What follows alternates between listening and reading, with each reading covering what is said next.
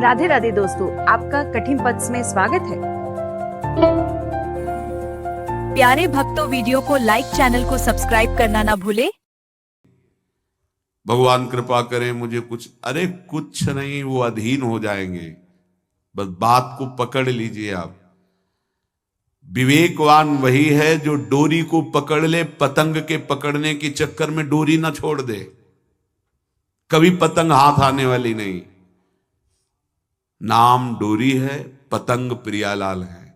पतंगो यथा त्वाम अनुभ्राम्य माणा। नाम मत छोड़िए, पकड़ते रहिए, घसीटते रहिए। एक एक नाम आपका ऐसा जैसे हम डोरी घसीटते जा रहे, पतंग नजदीक आती जा रही, ऐसे नाम जापक के समीप रूप प्रकाशित होने लगता है। जो नाम ध्यान पूर्वक जप किया जाता है, इसके लिए और कोई साधन की आवश्यकता नहीं। देखो, अगर आप विद्वान शास्त्र पद्धतियों को जानने वाले जनों का संग करोगे तो ऐसे शब्द बोले जाते हैं। माना कि नाम की महिमा है। हम ये भी जानते हैं कि नाम की महिमा में अगर जरा भी बात करें तो अर्थवाद नामापराध लगता है। ये हम बहुत विद्वानों की बात करें, पर भाई शास्त्र भी तो आज्ञा करता है। शास्त्र विधि का पालन भी तो करना है। ऐसा थोड़ी है कि आप नाम के बल पर शास्त्र विधि का त्याग कर दें। और हम जहां से बात कर रहे हैं ना, बोले कहां से बोल रहे हो? बोले वृंदावन से बोल रहे हैं। क्या बोल रहे हो? विधि निषेध नहीं दास, अनन्य उत्कट व्रतधारी। हम उन आचार्य की शरणागति के बल पर बोल रहे हैं जो शास्त्र विधि निषेध के दास नहीं है। करनी अकरनी दो विधि भूले, विधि निषेध सब रहे धरे। नर हरिदास ते भय बावरे, जे आह प्रेम प्रवाह परे। तो सुने न काहू की कही, कहे न अपनी बात। नारायण वा रूप में मगन रहे दिन रात। ना काहू सो बोलिबो, ना कोई व्यवहार। बस अपनी कुंवरी किशोरी को जियत निहारी निहार। कुछ नहीं चाहिए।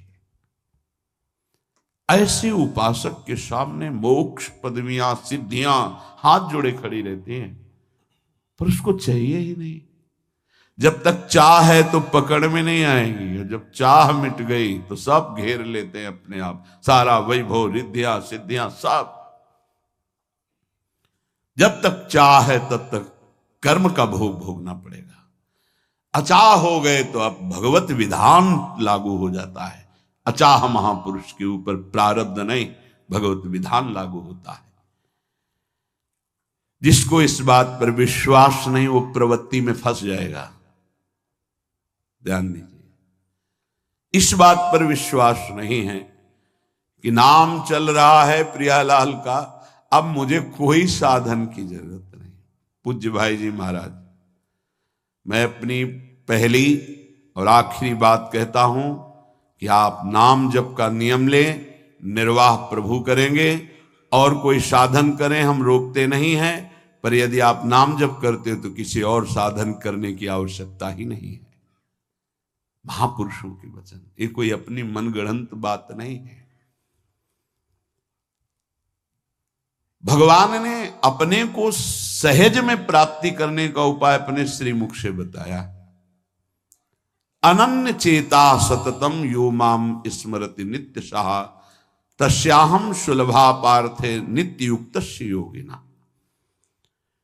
जो पुरुष, जो उपासक अनन्य चित्त से मेरा स्मरण करता है, मैं उसके लिए सहज हो जाता हूं, सहज प्राप्त हो जाता हूं।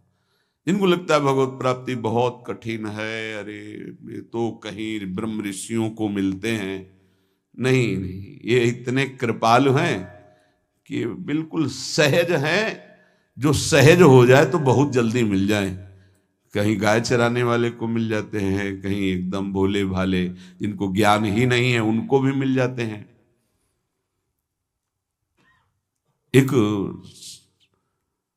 बहुत ही भोला नवयुवक था, अढ़िया नाम था उसका। अढ़ाई कहते हैं 2.5 किलो को। पहला आहार उसका 2.5 किलो का ही है, आगे आप श्रद्धा रखें तो और प्लस हो सकता है। लेकिन वो मतलब घर में माता पिता पधार गए तो उसे कोई 2.5 किलो आटे की कौन रोटी बना के दे। थोड़ा जब उसके अंदर चेतना जागृत हुई तो जब कहीं ठौर नहीं मिलती तो संतों का आश्रम मिलता है। एक आश्रम में गए, उन्होंने कहा हमको नौकरी में रख लो, कोई सेवा में रख लो। तुम्हारा नाम क्या है? बोले अढ़ैया। वे कोई नाम है? बोले गांव के लोग कहते हैं क्योंकि 2.5 किलो हम पाते हैं। तो 2.5 किलो? बोले तौल के 2.5 किलो आटे का जब हम रोटी पाते हैं तब हमारी बाल भोग होता है। आगे कोई श्रद्धा करे खीर पूड़ी, पर 2.5 किलो अन्न चाहिए। तो कहा यहाँ भंडारा है, तू रोज 2.5 किलो क्या 5 किलो पावे, क्या सेवा कर सकता है? तो उनका जो आप सेवा बताएंगे सिखाएंगे वो हम कर लेंगे। उनका तुम गाय चराया करो, गाय चरा। भाई देखो, हमारा वैष्णव सिद्धांत है, तुम गाय चराने जा रहे हो, हम यहां से तुम्हें अमनिया दे दिया करेंगे, जंगल में तुम बनाओ और वहीं ठाकुर जी को भोग लगाओ और पाओ। बिना भोग लगाए पाने का विधान हमारे आश्रम से आपका नहीं बन सकता। बोले हमको तो कुछ आता नहीं भोग लगाना, क्या भोग लगाएं? उनका जब आप बना लीजिएगा, क्योंकि अब यहां 2.5 किलो तुम्हारे लिए अलग से बन करके जाए, तुम अपना बनाओ, जो जो चाहो भंडारी से कह दिया दे दिया करो, वहीं लकड़ी बीनो, वहीं बनाओ और गाय चराओ और ठाकुर को भोग लगा के पाओ। जितना मनावे आप पाओ। पहले दिन भोग मिला तो बाटी बना, गरीब आदमी था, घर से तिरस्कृत था, वो सब जानता था। बाटी ऐसे उपला बीन लिए, बाटी बनाए, 2-4 आलू का भरता बनाया, 2.5 किलो आटे की बाटी। उसने कहा गुरुदेव के ठाकुर आओ भोग लगाओ आके। बड़े बड़े ऋषि मुनि मंत्रों से आवाहन करते रहते हैं, सरकार पधारते नहीं, केवल भाव से भोग लगाते हुए। इतने लीला बिहारी प्रभु आ गए, श्री राम जी। अढ़ैया ने आंख खुरक लगी ऐसी तो आंख खोल के देखा, नवीन मेघ कांति, अरविंदाक्ष, सारंग धनुष धारण किए हुए सामने खड़े। कहा कौन हो आप? मैं राम जी कहते हैं। आपने कहा गुरुदेव के ठाकुर आ, तो गुरुदेव तुम्हारे जो है उनके हम ठाकुर जी हैं। सही में आते हो तुम? बोले आए तो गए और हम पाएंगे। बड़ी खुशबू आ रही है आलू के भरता की, तुम्हारी बाटी बनी हुई। और गुरुदेव ने कहा तो भोग लगा के पाना, मतलब आप पाते तो हैं? नहीं सुना है। बोले नहीं पाते हैं, पर सबका नहीं पाते हैं। आप जैसे भक्त जब पुकारते तो बिल्कुल कुछ नहीं जानता था। इसीलिए हम कह रहे बड़े बड़े विद्वान और योगी जन रास्ता देखते रहते हैं। हरिवंश महाप्रभु ने इसीलिए लिखा है, मुनिमन ध्यान धरत नहीं पावत, करत विनोद संग बालक भट्ट। ये विनोद करते हैं, प्रकट हो जाते हैं बड़े बड़े मुनियों के जो ध्यान में नहीं आते। काश तो आप हमको ऐसे ही रखोगे, क्योंकि आप आ गए तो आप भी। तो प्रभु ने कहा जब तुम 2.5 किलो पा सकते हो तो हम तो 2.5 मन भी पा सकते हैं। बोले हमको ये पता नहीं था कि गुरुदेव के ठाकुर इतने भूखे रहते, पर आप अलग पत्तल में ले लो, अपने पूरे पत्तल में तो हम आपको पाने दें। बोले भोग थोड़े ऐसे लगाया जाता है कि तुम अपना रखो तुम अपना रखो। और बोले आंख मूंद कर तुम बैठो, जैसे तुम्हारे गुरुजी भोग लगाते हैं तो आंख मूंद लेते हैं, अब हम पाएंगे तुम्हारा। तो आंख मूंद लिया, चलो भाई पाओ, सोचा एक आध बाटी पा लेंगे, बीच बीच में खोल के देखता जाता, भगवान सब चाट गए। भगवान बड़े करत विनोद संग बालक भट, हरिवंश महाप्रभु कह रहे, करत विनोद संग बालक भट, मुनि मन ध्यान धरत ने पावत। आंख खोला, बोला आज हमको भूखे रखोगे? बोले जानते हो तुम्हारे गुरुजी ने क्यों भोग लगाने के लिए कहा है? आज एकादशी है, तो तुम्हारे गुरुजी के यहाँ एकादशी रह जाती, इसीलिए तुमको अमनिया दिया, वहां बनाया नहीं, और तुम्हें रोज अमनिया देंगे। तुम रोज आओगे, हम बुलाएंगे तो? अब आप बुलाओगे रोज तो आएंगे नहीं, हम रोज रोज आएंगे। बोले तो ठीक है, अब अगली बार से। बोले गुरुजी आपके ठाकुर जी आए थे, हमारी सारी बाटी खा गए, 5 किलो आज से हम ले जाएंगे, 2.5 किलो आपके ठाकुर जी के लिए, 2.5 किलो अपने लिए। बहुत हंसी आई कि वहां कुंतलों का सब, भंडारी का देखो पूछने की जरूरत नहीं, जितना कह दे दो। 5 किलो के हिसाब से आटा के अनुसार भरता बनाने के लिए आलू वगैरह से सुबह से गाय लेके निकल जाता, जंगल में छोड़ दिए, उपला में ने आग लगाई, बनाया, वो गोले गोले रख करके, उसमें कोई समय तो लगता नहीं। आग पकी हो तो बहुत सुंदर बाटी बनती। बाटी बनाया, भुरता बना के, पत्तल बड़े बड़े जंगल के से, कहा गुरुदेव के ठाकुर पधारो। तो आंख खोल के देखा साथ में सिया जी। उसने कहा ये कौन है? बोले हमारी अर्धांगिनी है। तो कल क्यों नहीं बताया था आपने कि अर्धांगिनी भी है? ये भी पाती है? बोले हमारे जैसा है। जानकी जी बैठ गई, राम जी बैठ गए, बड़ा सकुच में, पर जानकी जी इतनी करुणा वात्सल्य बरस रही थी कि वो कुछ बोल नहीं पाया, बस देखा, ऐसे कहा पाओ गुरुदेव के ठाकुर। प्रभु आराम से, सिया जो खूब स्वाद बखान बखान करके पाए, वहां खोल करके देखता आज भी हम 2.5 किलो अपने लिए लाए थे, लेकिन ये दोनों पा गए। गुरुदेव 7.5 किलो। बोले क्यों? आपके ठाकुर की पत्नी भी है ना? कहा है, तो दोनों आए थे। किसी को विश्वास नहीं हो रहा था। दे दो भाई, अरे गाय को खवाएगा, दे दो, कुछ करेगा, क्या कमी है यहां? 7.5 किलो आटा लेकर। अब तो समय लगा, 3 बजे तक बाटी बन के तैयार हुई पत्तल में से। गुरुदेव के ठाकुर पधारो, बस उसको बुलाना होता था कि विनोदी प्रभु, साथ में लखन जी, राम जी, सिया जी, लखन। ऐसे देखा, ये कौन है? बोले छोटे भाई। आपके भाई भी है? हाँ हैं। पहले अब परिवार में कितने लोग हो आप? पहले बता देते तो हम वो सब आ जाते हैं। लक्ष्मण जी से कहा बहुत सरल भगत है, नाराज मत हो ना, चुपचाप पा लो। तीनों बैठे, सब पा गए। फिर बेचारा ऐसे ही रह गया। जब वो चले गए तो पत्तलों में जो किनका रहता था, वो एक अद्भुत आनंद। अगले दिन गया, बोल गुरुजी 10 किलो आटा चाहिए। वो कहा 10 किलो क्यों? बोले आपके ठाकुर जी भी आते हैं, उनके ठाकुरायन भी आते हैं, उनके परिवार के भाई भी आते हैं, गोरे गोरे थे वो।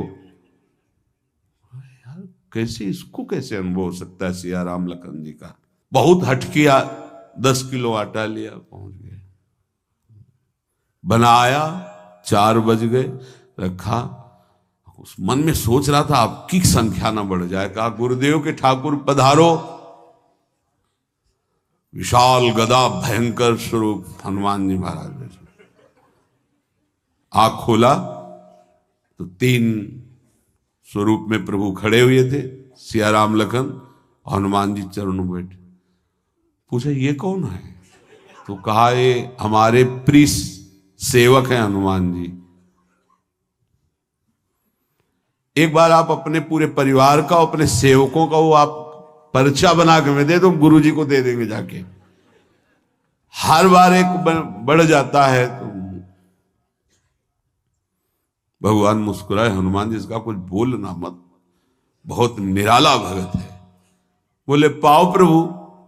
तो पहले सिया राम जी पाए, फिर जो प्रसाद लक्ष्मण जी पाए, फिर हनुमान जी पाए। हनुमान जी सब पूरा, क्योंकि बहुत निर्मल भाव से बनाया हुआ और निर्मल भोला भक्त पा गए। अगली बार कहा गुरुदेव 5 किलो एक्स्ट्रा में रख दो, 1 नंबर बढ़ता जाता है।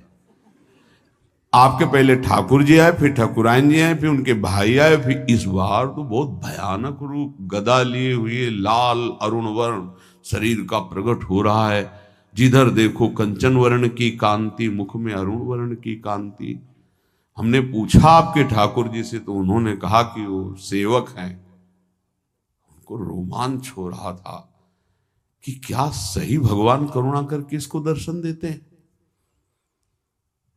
अब अगली बार अगर ये बात करेगा कि तो फिर अब हम इसकी परीक्षा लेंगे। ले गया एक्स्ट्रा में, बनाया सब। आओ गुरुदेव। अब तो पता था कोई आने वाला नहीं। गुरुदेव के ठाकुर 2 संख्या बढ़ गई। आंख खोल के देखा, कहा ये कौन है? तो कहा ये हमारे और भाई हैं, इनका नाम भरत है, इनका नाम शत्रुघ्न है। पहले महाराज बता देते ना कि आपके और भाई हैं, हमने कहा था, आपसे प्रार्थना की थी। पाओ बचे नहीं ना, वो 2 संख्या ज्यादा हो। अगली बार गुरुदेव से कहा कि गुरुदेव 20 किलो वाली बोरी में भर दीजिए, अब हम दिन भर बनाएंगे क्योंकि आपके इतने ठाकुर हैं। आज गया लेकर सब ऐसे रख करके पत्तल डाल दिया और कहा गुरुदेव के ठाकुर पधारो। बिल्कुल नहीं बनाया। आ गए प्रभु। कहा कहाँ यार, तो खुशबू भी नहीं आ रही, ना बाटी की ना भरता की। बोले प्रभु आपके साथ पत्नी है ना, और सेवक भी है। इतने दिन से तो हमारे हाथ का पाए, आज हम पाना चाहते हैं। आप बनाओ, अपने रुचि का बनाओ और पाओ। प्रभु ने सिया जी की तरफ देखा कि अलवेला भक्त। सिया जी ने कहा अनंत सामर्थ्यशाली शक्तियों की स्वामिनी। बोले प्रभु देखो, हमने ना उपला बिना है ना लकड़ी, आपके सेवक है ना, इनसे बोलो। तो हनुमान जी से कहा कि आप उपला और लकड़ी इकट्ठा करो, भाई आदेश है भगत का। लक्ष्मण जी चूल्हा जला रहे हैं, व्यवस्था आग की, और सियाजू के आंखों में आंसू भी आ रहे, धुआं भी लग रहा है, पर बना रहे। उसने कहा बनाओ, हम गाय एकत्रित करके आ रहे हैं। और भागा, वो आश्रम में गया। बोले गुरुदेव आज पूरे परिवार सहित हमने फंसा लिया है आपके ठाकुर को। तो उनका क्या फंसा लिया है? बोले बड़े ठाकुर, छोटे ठाकुर, सेवक, उनकी पत्नी और 2 भाई उनके, पूरा परिकर, सब बना रहे रोटी बाटी सब। महाराज आप चलो, आपको शंका होती थी आज उनके हाथ कपाएंगे। तो उनको लगा कि पागल आदमी, राम जी, लखन जी, भरत, शत्रुघ्न, सिया जी, हनुमान जी, ये बड़े बड़े योगियों के ध्यान में आने वाले नहीं, ये कैसे एक गंवार आदमी जिसको कभी कोई नाम जपना नहीं आया, कोई ग्रंथ नहीं आया, उसके सामने। पर भगवान की दयालुता पर संशय नहीं करना चाहिए। चल के देखते हैं। जो जो ही वहां गए, चूंकि निरंतर भजन परायण थे, वहां गए तो पूरा राम दरबार उपस्थित, और बड़ा सुंदर व्यंजन स्वयं जानकी जी बना रहे। प्रभु के चरणों में साष्टांग दंडोत है। कहा प्रभु लीला समझ में नहीं आई। भगवान ने कहा देखो, जो ज्ञानी भक्त हैं उनके लिए मैं अत्यंत तर्क के द्वारा भी पकड़ में नहीं आता। जो विद्वान हैं उनकी विद्वता मुझे छू नहीं सकती, लेकिन जो दीन हैं और भोले हैं उनके सामने मैं अपने इस दिव्यता, इस महानता को देखो। तुम्हारे इस भक्त की आज्ञा पर हमारा पूरा परिकर लगा हुआ है सेवा में। ठाकुर जी की कृपा से जो गुरुदेव का प्रताप, जो ऐसा सौभाग्य मिला, परोसने में दोनों गुरु और शिष्य, पाने में प्रभु, बाद में जब प्रभु ने पा लिया तो जानकी जी ने उच्छिष्टामृत प्रभु का लेके और कहा, देख आज तक तू मुझे देख नहीं पाया देखते हुए भी, इसीलिए कृपालु हैं। एकांत में श्री तुलसीदास जी रोकर प्रार्थना करते हैं, जनक सुता जग जननी जानकी, अतिशय प्रिय करुणा निधान की, ताके जुगपद कमल मनाऊं, जासु कृपा निर्मल मति पाऊं। करुणा निधान